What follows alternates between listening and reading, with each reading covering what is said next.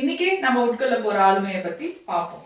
நேத்து நம்ம வீடியோல எதிர்மறையான ஆளுமை, ப்ரொக்ராஸ்டினேஷன் ஆர் தள்ளி போடுறது, தாமதப்படுத்துறது அதை பத்தி பார்த்தோம். இதை நம்ம கடந்து வரதுக்கு நமக்கு என்ன தேவைப்படுது அப்படின்னு பாத்தீங்கன்னா, நமக்கு இன்னொரு ஆளுமை ஒன்று தேவைப்படுது. அது நம்ம கூடவே தான் இருக்கு, எல்லாமே நமக்குள்ளேயே தான் இருக்கு. அதனாலதான் இதெல்லாம் செல்ஃப் பர்சனாலிட்டி, சுய ஆளுமை அப்படின்னா பேச ஆரம்பிச்சிருக்கேன். ஸோ இதை கடந்து வரணும், இது கொடுக்குற விஷயங்கள்லாம் நான் செய்யணும் அப்படின்ட்டு நம்ம உட்காந்து இது கொடுக்குற எல்லா விஷயத்தையும் நம்ம ஒன் பை ஒன் செஞ்சுட்டே இருந்தோம்னா ஒவ்வொன்றா அது கொடுத்துட்டே தான் இருக்கும்.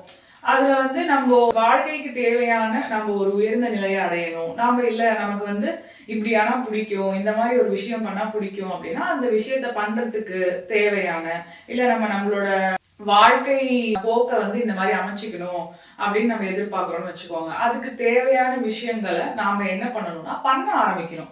பண்ண ஆரம்பிச்சாதான் உங்களுக்கு புது விஷயங்கள் புலப்படும். புது விஷயங்கள் புலப்பட்டாதான் நீங்க அதை கத்துக்க முடியும். நீங்க பண்ணதான் உங்களுக்கு நிறைய விஷயங்கள் தெரிய வரும்.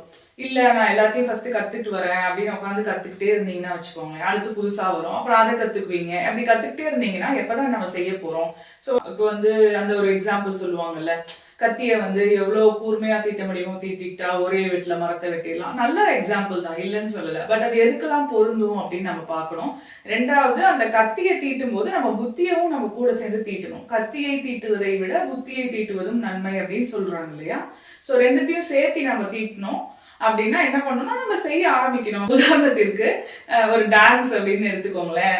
ஆடணும்னு ரொம்ப ஆசை, ஆனா உங்களுக்கு ஆட தெரியல. நீங்க என்ன பண்றீங்கன்னா, அந்த மாதிரி டான்ஸ் சொல்லி கொடுக்குற டீச்சர் இருக்காங்க, இல்ல ஒரு டான்ஸ் ஸ்கூல் இருக்காங்கன்னா அங்க போய் கத்துக்கிறீங்கன்னா நீங்க உட்காந்து அவங்க டீச்சர் ஆட விட்டு நம்ம பார்த்துட்டே இருப்போமா? இல்ல நாமளும் கூட சேர்ந்து ஆடணும். ஈவன் இப்போ யூடியூப்லயே நிறைய டான்ஸ் வீடியோஸ் வருது. யூடியூப்ல பார்த்து கத்துக்கிறோம்னு வச்சுக்கோங்களேன், பார்த்துட்டே இருந்தா நம்மளால கத்துக்க முடியாது இல்லையா. நாமளும் செய்யணும், நாமளும் அதுக்கான முயற்சிகள் எடுக்கணும், அதுக்கான எஃபர்ட்ஸ் போடணும்.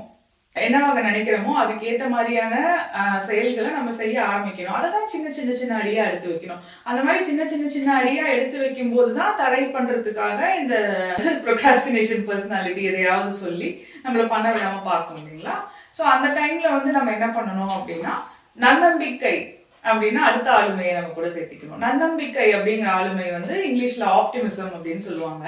நான் அதே நன்னம்பிக்கை அப்படின்னு சொல்றேன்னா, நான் எல்லாத்துலயுமே நல்லதா தான் பார்ப்பேன். எது நடந்தாலுமே அது நன்மைக்கு தான். என்ன நடந்தாலுமே நான் அதுல நல்லதை மட்டும்தான் எடுத்துப்பேன் அப்படின்ற மாதிரி நான் சொல்ல வரல. நம்ம அந்த மாதிரியான டிஸ்கஷனுக்கு இந்த பர்சனாலிட்டி வீடியோல போல.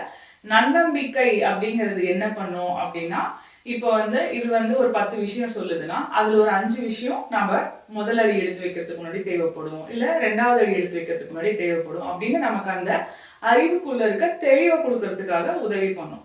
அந்த தெளிவை வச்சு நீங்க என்ன பண்ணணும் அப்படின்னா, இப்ப இந்த அடியை எடுத்து வைக்கிறதுக்கு நான் எதையெல்லாம் சரி பண்ணிட்டு பண்ணணுமோ அதை நான் சரி பண்ணிட்டு பண்றேன், இல்லாட்டி அந்த பண்ற ப்ராசஸ்ல நான் என்னைய மேம்படுத்திக்கிறேன் அப்படின்ட்டு நம்ம ஒவ்வொரு அடியா எடுத்து வைக்கிறதுக்கான முயற்சிகளை நம்ம போட்டுக்கிட்டே இருக்கணும். அதுக்கு நமக்கு உதவி பண்ண போற அந்த பர்சனாலிட்டி தான், அதாவது ஆளுமை அப்படிங்கிறது தான்.